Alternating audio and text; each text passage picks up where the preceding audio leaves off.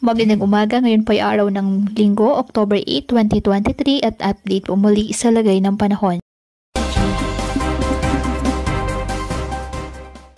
Ayon sa Pag-asa, patuloy pa rin po na minomonitor ang isang low pressure area at bagyo na nasa labas ng ating Philippine Area of Responsibility.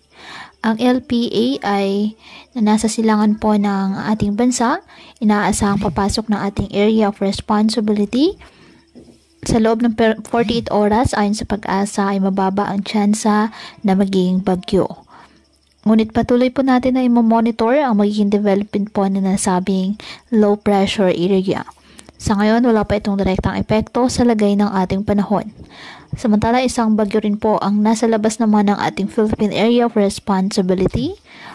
At base naman po sa forecast ng Pag-asa, sa ngayon ay hindi nakikita ang papasok ng ating PAR at posibleng tawirin ang Northern Mariana Islands sa susunod po na linggo at inaasang lalakasin ito bilang isang typhoon category.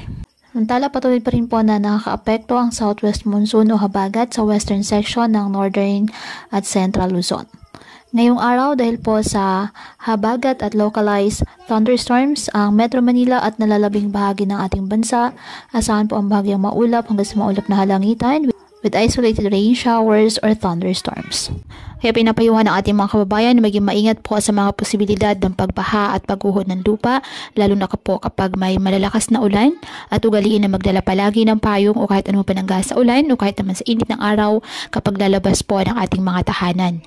At yan po muna ang update sa lagay ng panahon ngayong araw. Muli patuloy po tayo na mag-ingat at palaging tandaan, God loves you. Stay safe and God bless.